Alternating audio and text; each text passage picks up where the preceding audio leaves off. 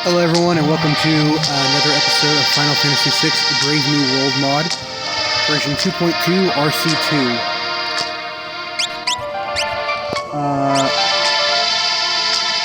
Last time I checked the audio levels of the video and they weren't great. They were better than my last videos, but I bothered to actually check to see where my volume was at in the previous one, and I made sure to lower it a few notches lower.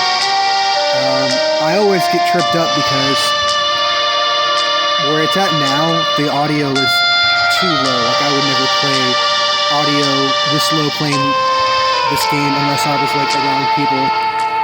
But it's necessary, I guess.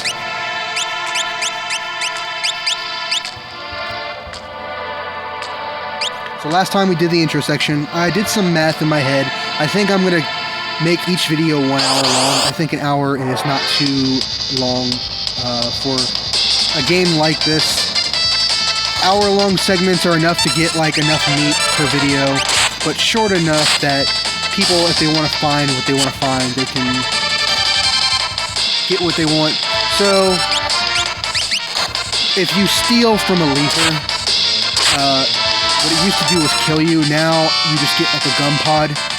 It made sense because Leafer was like the first enemy you could fight, basically.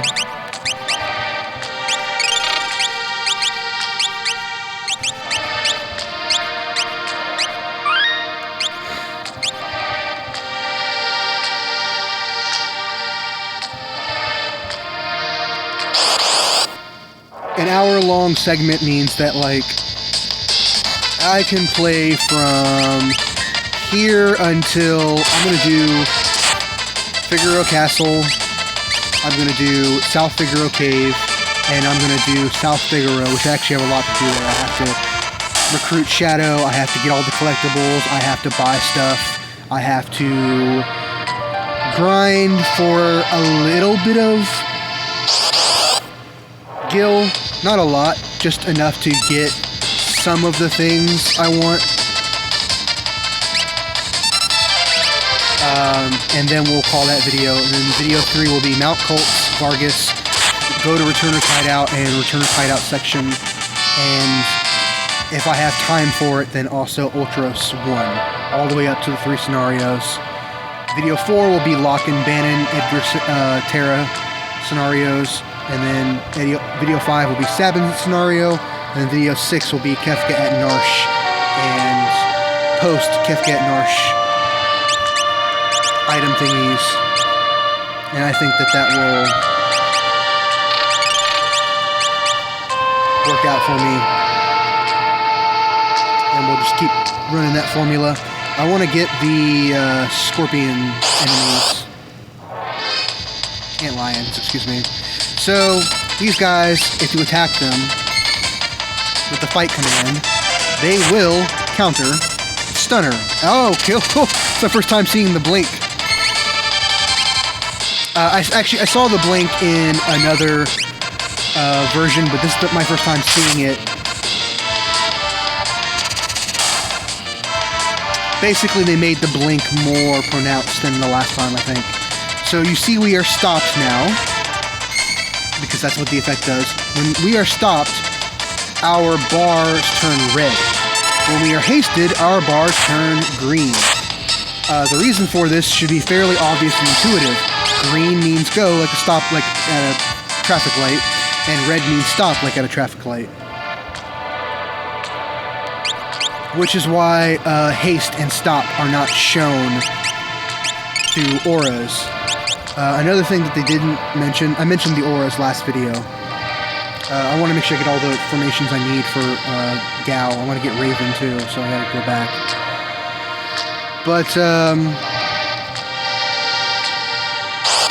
whoops.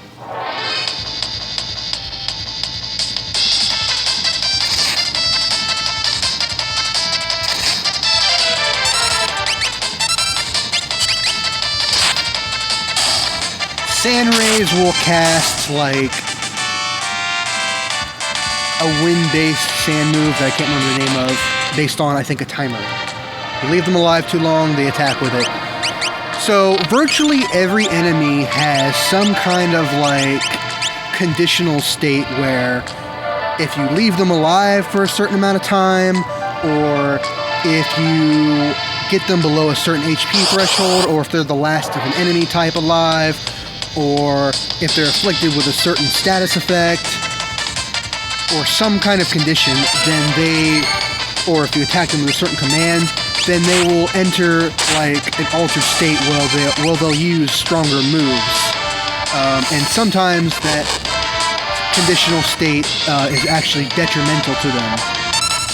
An example would be one you'll see later. I'll go ahead and say it. But if you cast fire on I believe it's the Mastodon enemies, then they will become muddled.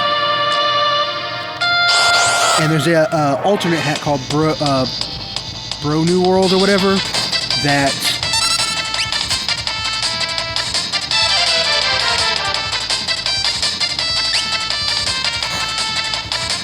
has text that'll indicate that the enemy's AI has been altered.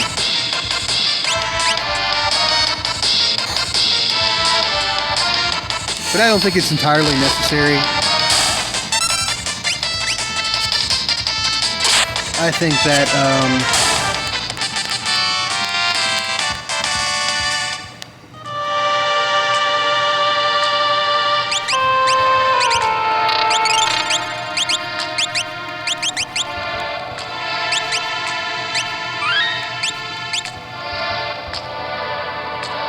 okay, we got the Raven. I think that so far it's good as is.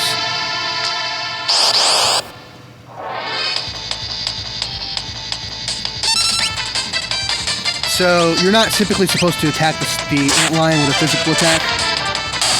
I just did so for demonstration purposes. So you want to be smart about what attacks you use on your enemy. It's kind of like Final Fantasy X, but with higher consequences.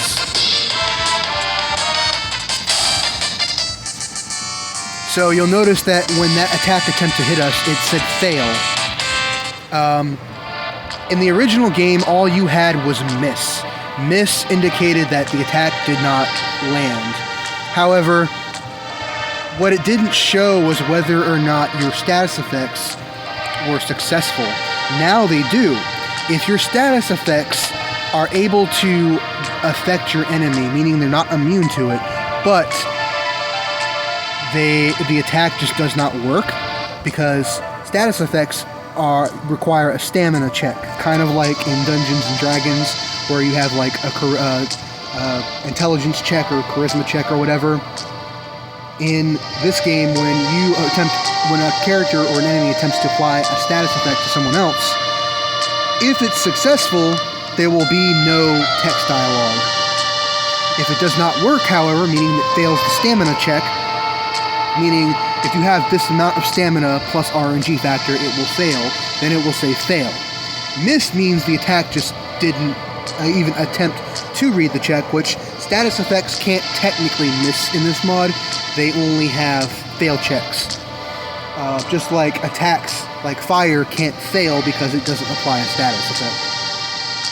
If the target is immune to the status, then it will say null.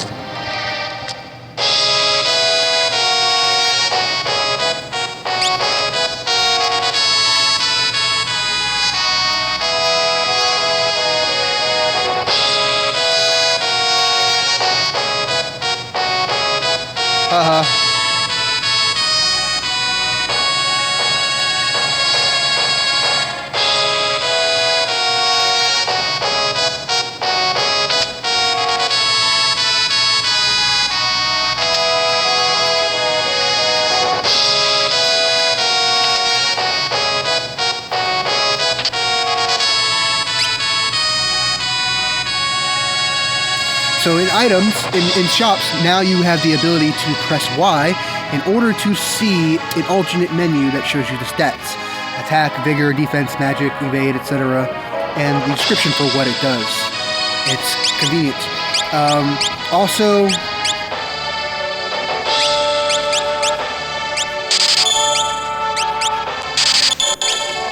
Phoenix Down's now only revived to 1 HP.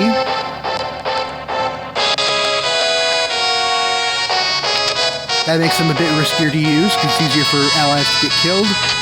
It makes sense because it's not supposed to be a healing item. It's only supposed to revive. The primary reason for this, I believe, is because the life spell, Life 1, also revives your one ally and gives them a fraction of their HP. So it makes the Phoenix Down kind of redundant, or rather, it also makes the life spell worse because now you have a consumable item that's fairly cheap that can achieve the same effect, or at least similar effect. So bringing the amount down to 1 means that the effect now, since it's lesser, it means that life spell is a little bit more valuable. In this mod also, the life spell as well as Re-Rise, which is life 3, got reworked. Whenever you are brought back to life through the life spell, not through Phoenix Down and not through the life 2 spell, Phoenix Down item and life 2 spell, excuse me, you get a level of HP between 250 and 500, regardless of your stats. The reason that this is done is so that life 2 can have more utility. It means that life 1 is very strong early on when you first get it, but by the time you get access to life 2, it becomes a little bit less viable, but still nonetheless consistent. Also, HP values in this mod are significantly lowered. Instead of the max level being 99, the max level is now 50, which means that rather than 9,999, typically max values for characters are going to be like in the 1,500 to 2,000 range. Also, HP and MP values between characters vary more drastically. So, characters like Sabin have significantly more HP than characters like Locke or Terra, and especially characters like Gao or Shadow, as fitting of their characters. Okay. So Edgar does not start with auto crossbow, which is unfortunate, so we're going to buy it for him. Also, if you select the item, then you get to see what it does. But holding Y also allows you to do that. Noise Blaster in this game is extremely good early on, unlike in the original game.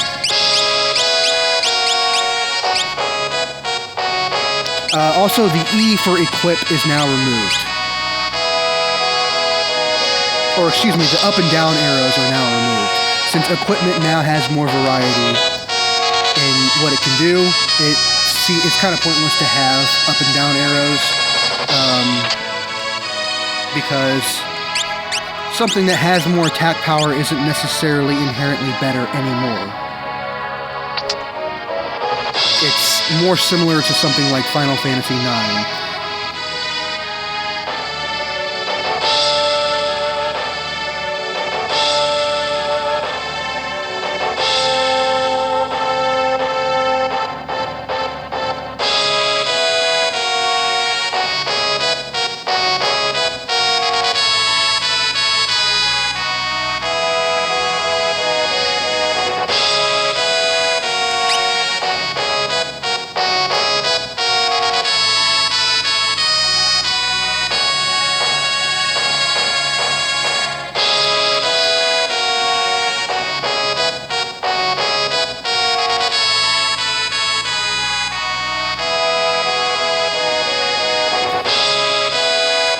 If you want to see the speedrun Hold A in action, here it is.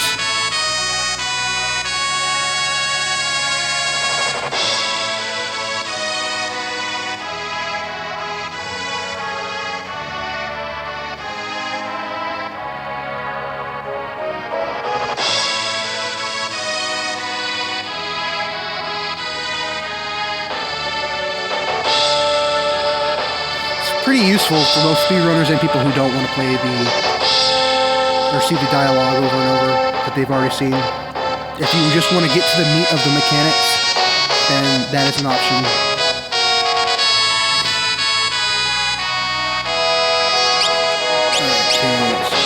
Okay, sticker in the front row, so when we get back attacked, we get... she gets put in the back row. I know this game so well, it's actually stupid. This is the Final Fantasy game that I know in and out the best, I would say. Above, especially this mod. As you can see, Matron now has a name, which is Monica. Above even Final Fantasy VII, which wasn't the case for a long time. There's a lot about Final Fantasy VII that I still don't know. A lot of stuff I haven't done, or don't do, like Chocobo racing, getting Knights of the... I've never gotten Knights of the Round materia, but I always do every single thing possible every single time I play this game, and it's always worth doing.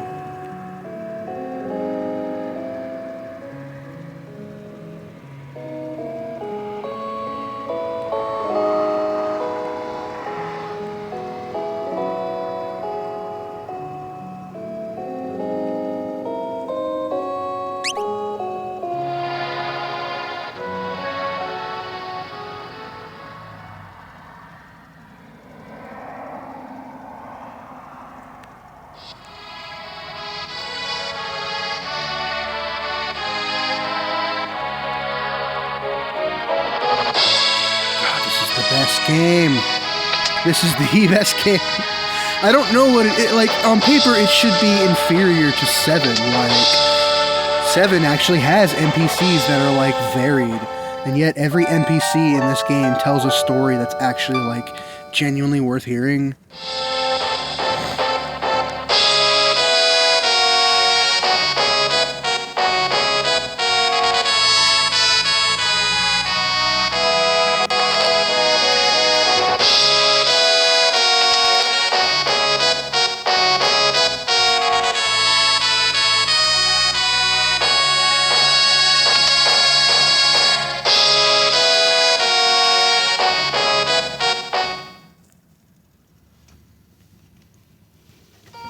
If there's one thing I would add to this mod to improve it, it would be the option to have the Ted Woolsey Uncensored Hat translation for people who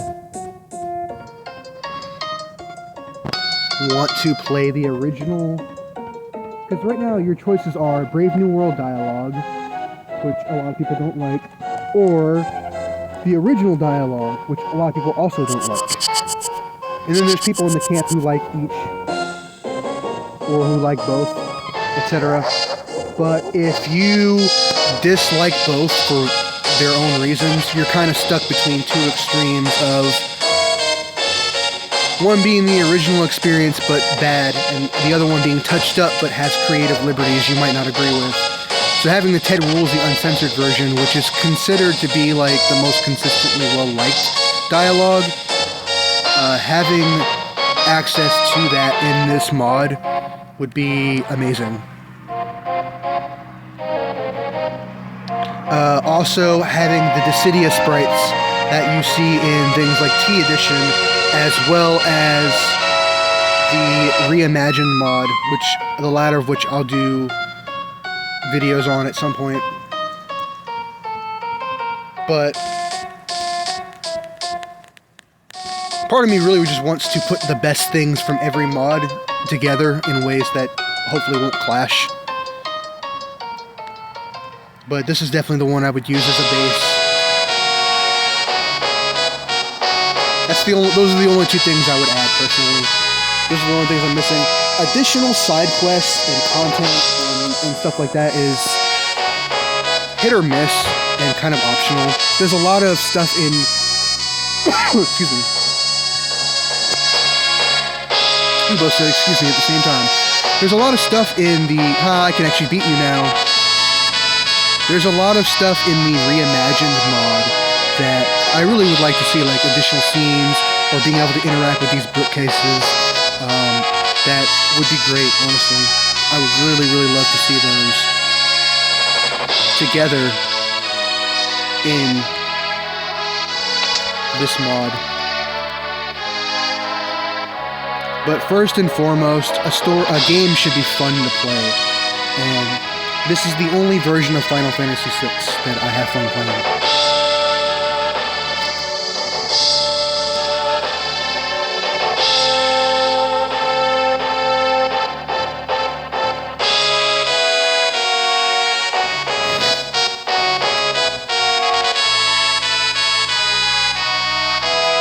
One day I'll create my ideal version of Final Fantasy VI. It's just hard because it's really ambitious. I myself don't have the qualifications. Trying to get people to support it would be difficult.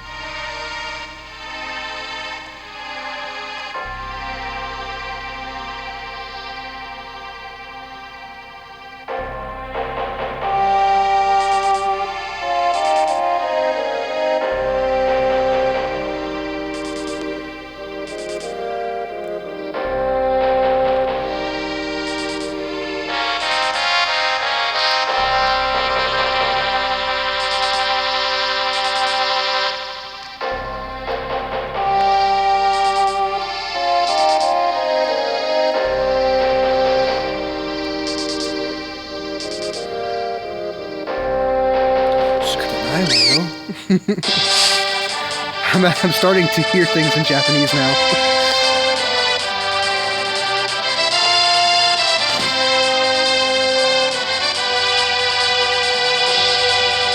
Yeah, seeing like Kefka and Terra and their Dissidia sprites and like the new reimagined sprites from Reimagined for Locke and Edgar would be really nice. Once you see them, it's really hard to go back to the original sprites.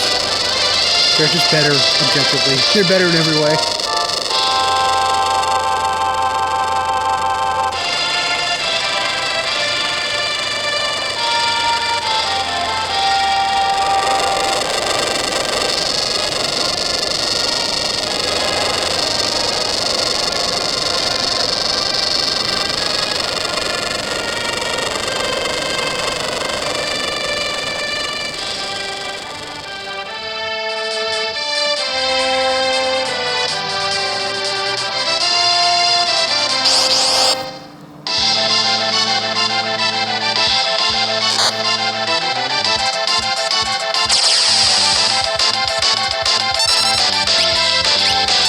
This fight in NHT LLG can be tricky.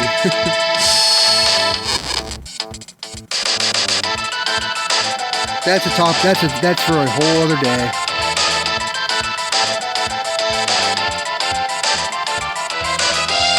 I cannot, in that run, I cannot get past 024. I just can't do it.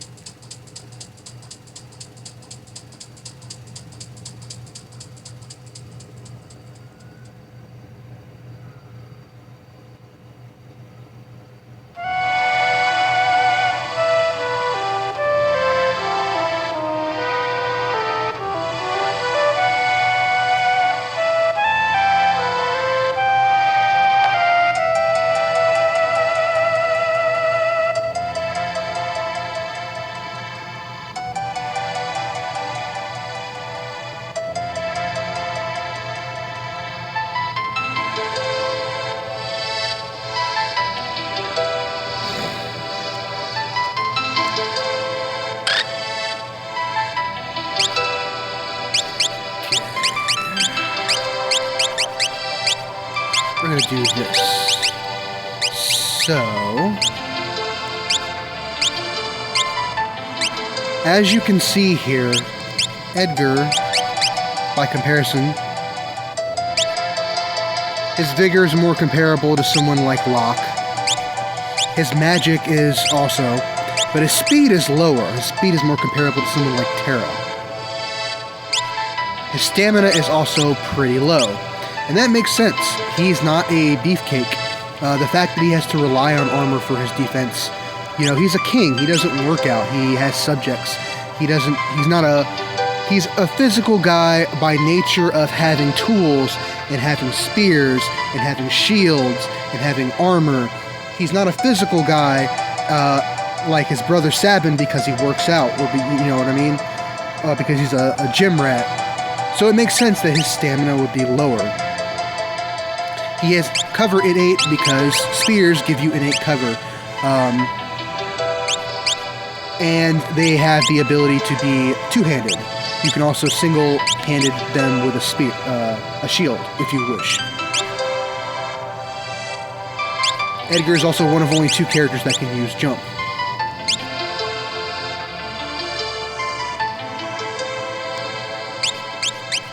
So it becomes pretty clear, like, what his role is. We have his tools too, I forgot.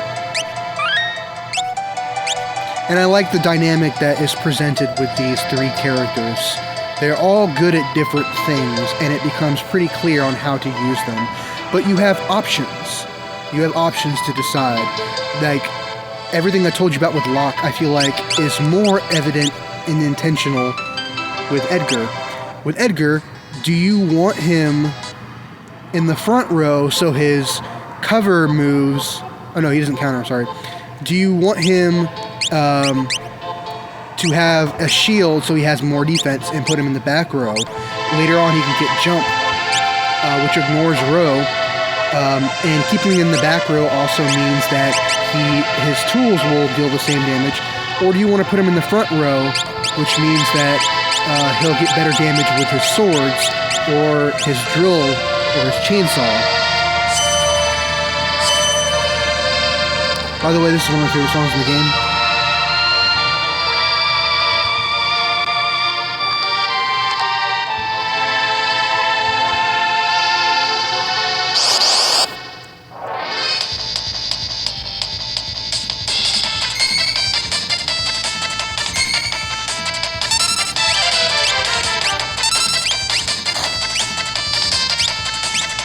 So you can see Noise Blaster, Rex. I love that the red is there because it's a clear symbol of danger. So it makes it pretty...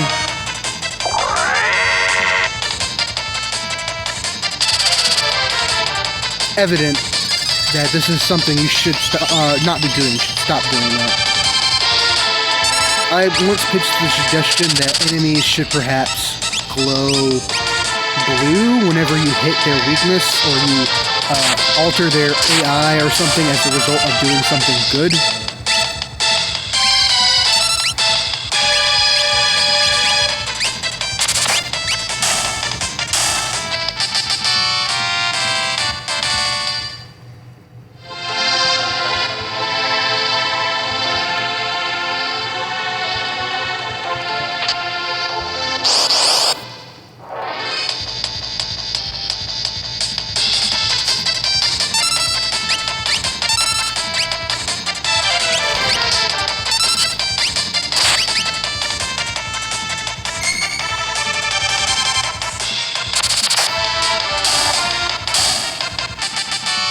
Auto crossbow in this mod is a very good option.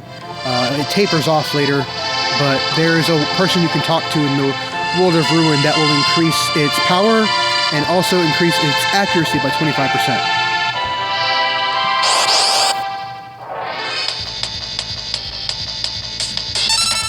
To keep it more relevant. Should not have done that. You'll notice that enemies will get counterattacks even if the attack that they are countering kills them. You cannot escape from this.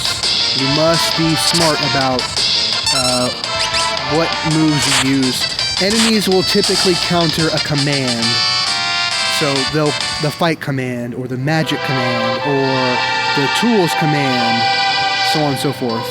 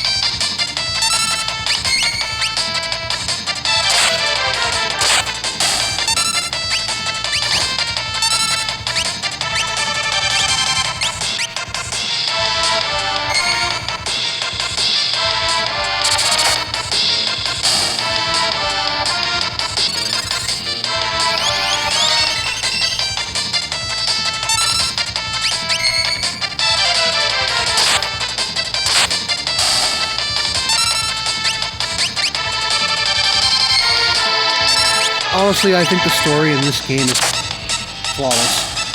Some people make the argument the pacing that falls in the World of Ruin. I agree. I also agree, this is kind of a hot take or a rare take, that there's missed opportunity for character interactions and things to happen in the World of Ruin. But I don't think any of those are deal breakers. I think that the incredible design of the World of Ruin and the choices made with Kefka in the Floating Continent and how that all came about, and taking him on at the end of the World of Ruin. Everything we got out of the existence of the World of Ruin, from a lore perspective, from a game design perspective, from a story perspective, was, in my opinion, ultimately worth it.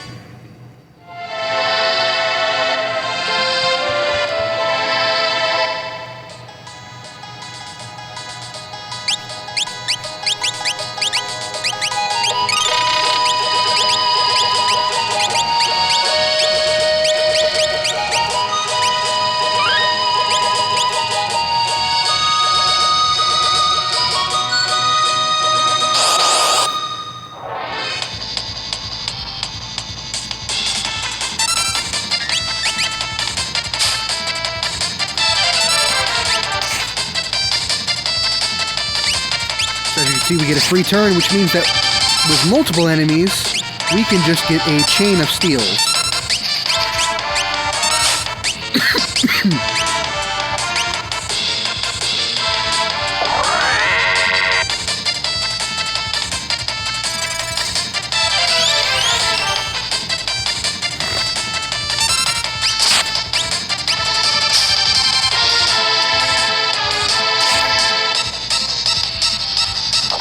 Step Mine. Now we can get Vanish, which we're going to lose because you lose that anytime you enter an inn or you heal or a restore point.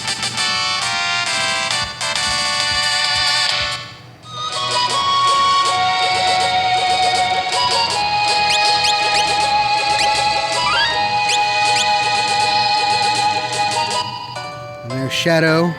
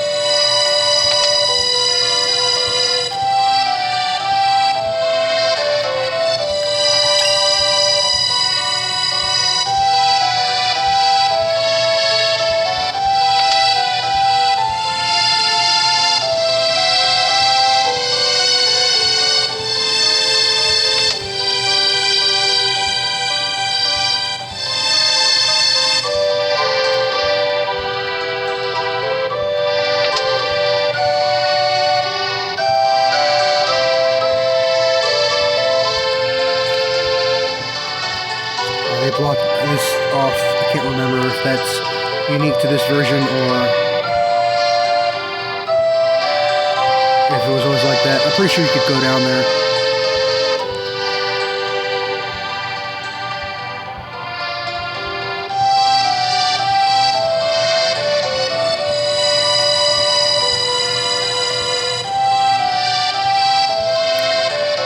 Alrighty, we're going to go ahead and recruit Shadow.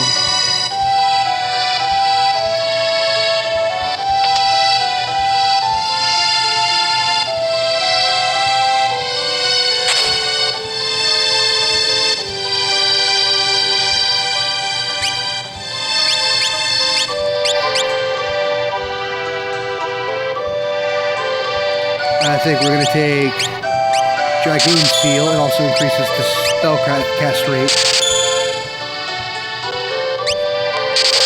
I think we'll take 2 of those.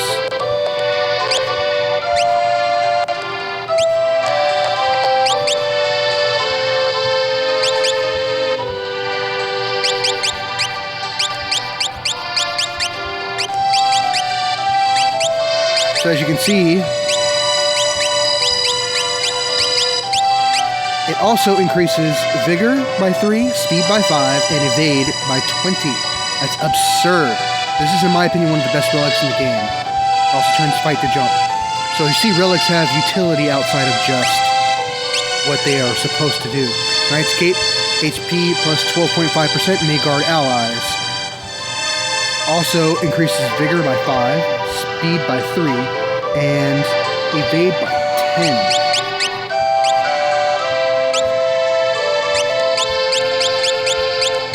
Absurd. I'm going to give them all Knight's Cape because the HP boost. I didn't give her one. The HP boost makes it worth it even if you don't plan on using them for covering the intended purpose.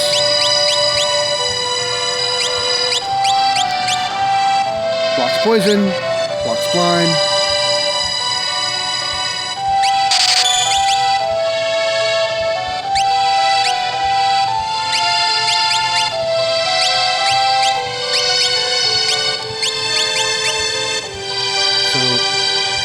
Plus 2 to Vigor, plus 2 to Stamina, plus 5 to Defense. A lot of good stuff.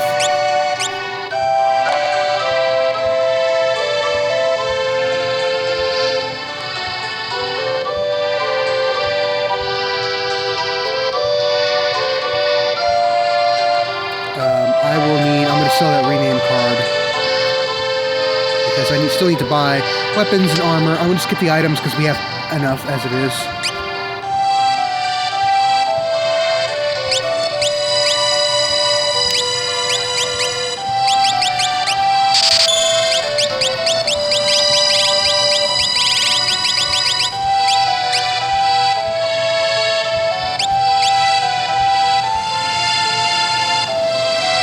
I'll say we'll take one of these and give that to Terra, even though we don't plan on really using her attacks much, if at all. This gives her more speed and attack power.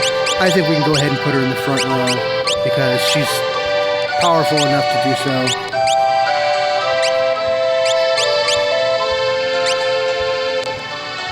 Go ahead and put them...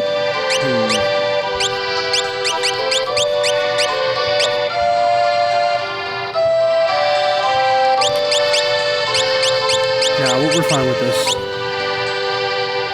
So I want to get the...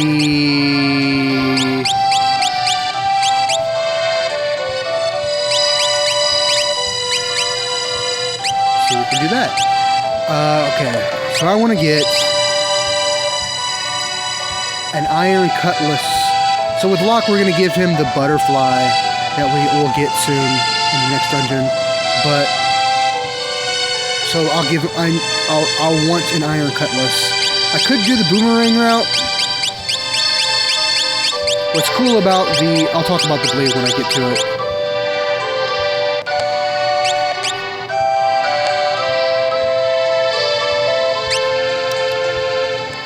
I want an Iron Shield. 2 of them. hairband,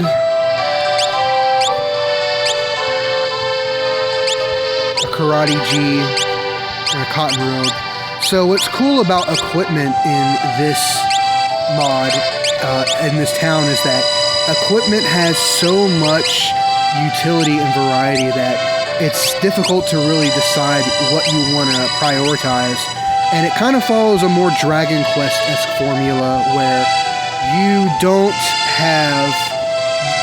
typically don't have the means to buy everything for everybody.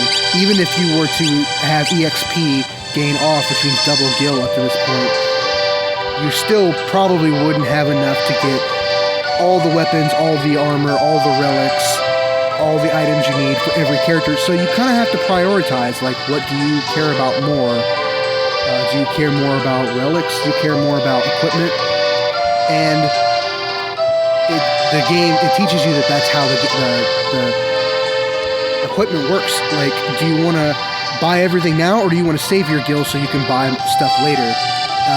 If you plan on buying every single thing for every single character, or even just the characters in your active party in every town you go to, you physically won't be able to do it. You will be grinding so much, it's actually ridiculous.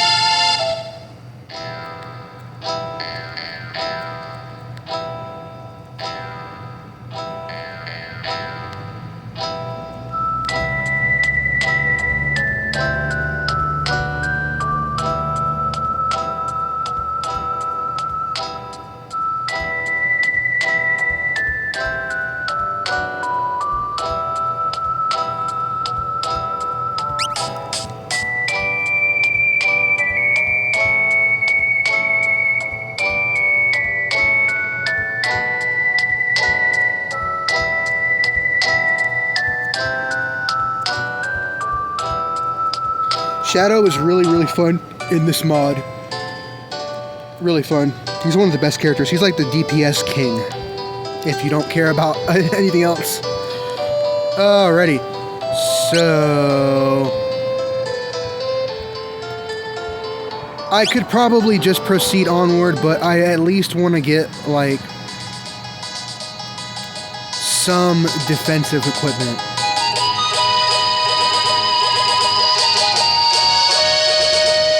I'm actually going to turn EXP gain off here to make it faster. I want to get, like, I honestly don't need it. Like, I literally could turn off experience gain, literally unequip my characters completely, like give them no equipment whatsoever, and I would still absolutely be able to demolish Mount Colt and Vargas.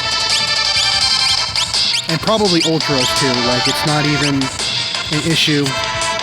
But I'm trying not to play this run with a competitive or challenge run mindset. I'd rather just play it with a more semi-casual mindset so that people who haven't played the mod, who want to play the game, can see what that is like.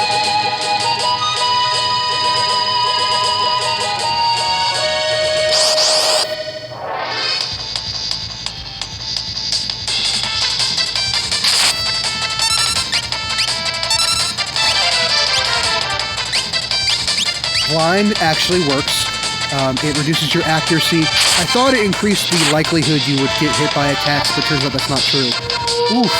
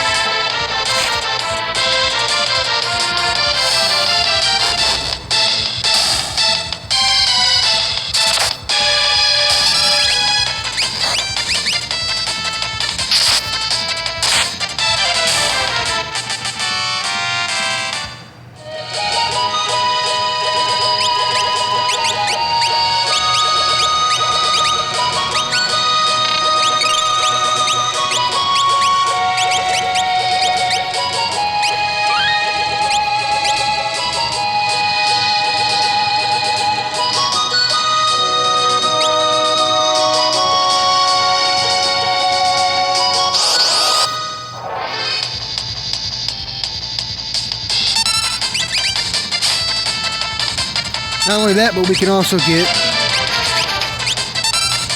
steals, which is good for us in terms of increasing how much money we have overall.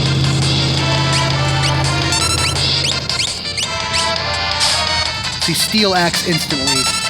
Commands like jump, steal, runic, I think throw also. I could be mistaken about throw. They act instantly. Then there's commands like item that, and maybe throw, that have a short delay. Then fight has like a normal delay. Magic has like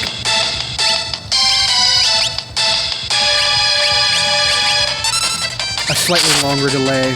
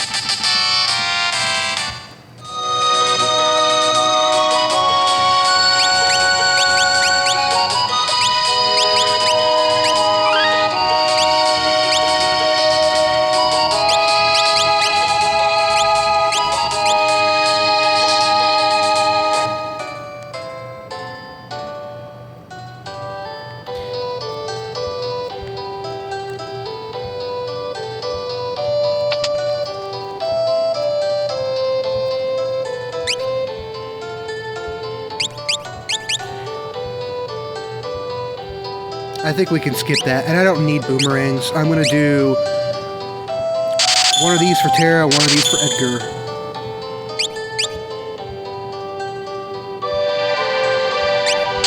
This for Terra. Already got that. This for Locke, and this for Terra. So things like Iron Shield, for example, which gives me more defense, more evade, more magic defense. As you can see, it actually lowers my speed. It has a 2-point speed penalty, and I like that. I wish there was more of that, but heavier armors lower your speed, so I think it's still better than a buckler, objectively, but it's not significant. I think that there's actually some strategic viability to using the buckler over the Iron Shield, which is supposed to be just an outright straight upgrade, because maybe you want those 2 points of speed, maybe you need that DPS, and you're willing to risk the evasion. As you can see, equipping it would lower my attack power because I would now be no longer two-handed, which is fine because I'm okay with being defensive. I'm not actually intending to use Edgar as a Dragoon. Now you might be thinking, well, why keep the Dragoon seal on? Well, for starters, I can still use jump. It'll just be weaker because I'm one-handing a spear instead of two-handing a spear. But the reason why I'm keeping Dragoon seal is because I still get those stat bonuses regardless. One of those stat bonuses was plus 20 evade. So now I basically have a dodge tank. Absolutely worth doing. We're gonna keep you on DPS. Cotton Robe, okay. Cotton Robe, which is going to increase our magic and stamina, lower our defense, increase magic evade, defense and evade. Hairband, same thing. So we're basically lowering her defense, which is why we're keeping her in the back row with an Iron Shield, to get more out of the stats that she more commonly is associated with and uses like magic.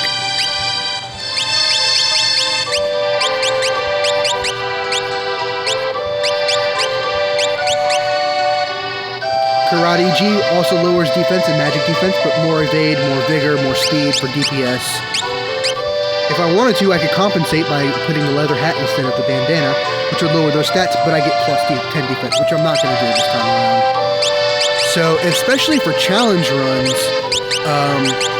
like lower level or double speed enemies, or, whatever the situation is,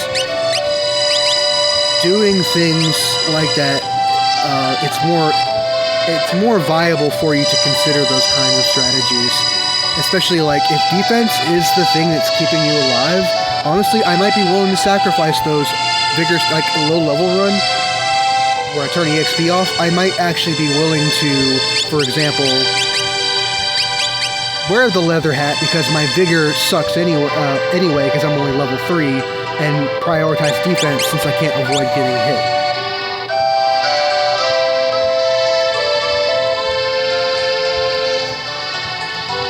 Those are the kinds of things that can be done.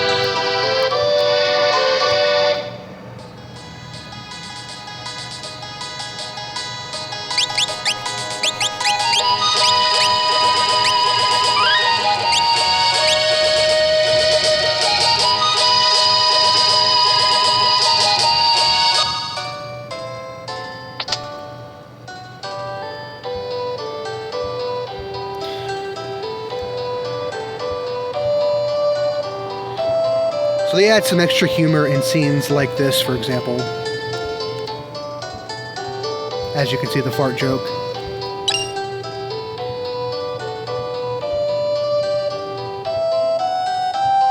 Haha. Sabin in particular gets a number of these little moments of levity and humor that was in his dialogue that spruces him up. Realm is another example. So, I think all in all, it's pretty cool.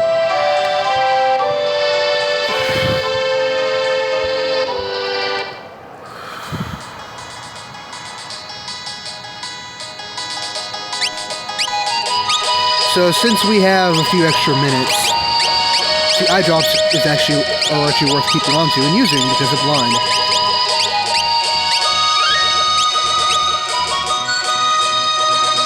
Since we have a few extra minutes, let me make sure to turn experience game back on. We get a preemptive. I'm going to use that to go ahead and kill. The reason why I'm not healing in an inn or in the bed is because then I'll lose clear status. I want to use it because once you have clear status on your entire party, you are literally invincible. You literally cannot be hit by any physical attack, although magical attacks are guaranteed to hit. And while this normally would be a problem, in Mount Cults there really aren't enemies that can use magical attacks. So you are guaranteed a free trip to the top of Mount Cults, all the way at least until you get to the restore point right before Vargas, which I could always skip. I could always skip that and just fight Vargas. Well, he would use Blizzard Fist, and then I would lose access to that.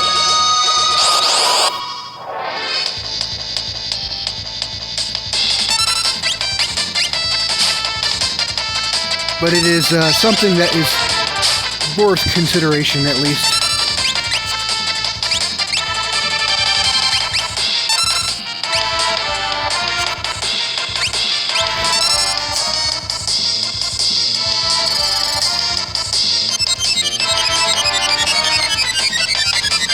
So, Terra has Muddle. Noise Blaster, as far as I know, is just a better Muddle because it's free. I see no downside to using it whatsoever. It's just better, and he happens to have it because he's the shit.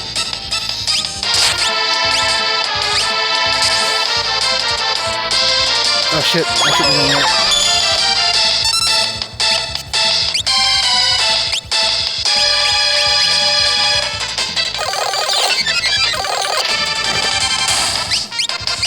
The reason I'm doing this is so that I can get Vanish on Edgar.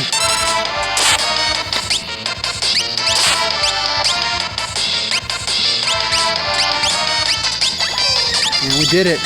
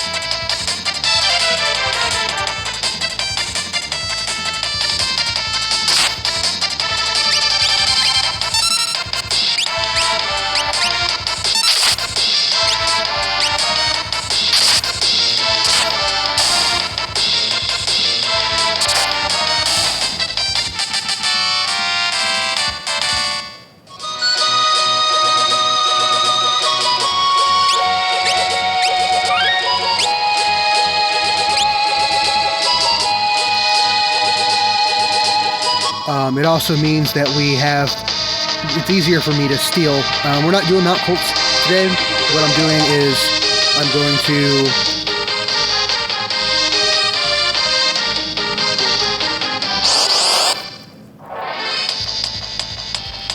use this opportunity to steal from scrappers because they have a rare steal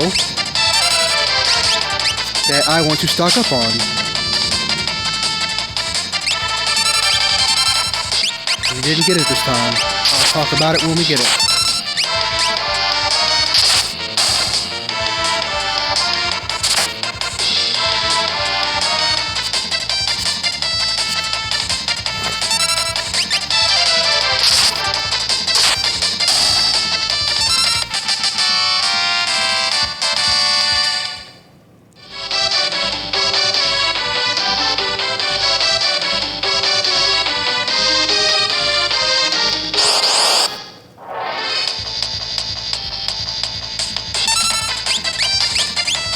Hopefully we get it.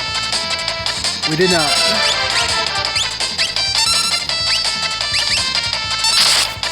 So Vaporites, they can counter Fight Command with a move that inflicts blind, I think? And if they're left alive for too long, they'll use Exploder.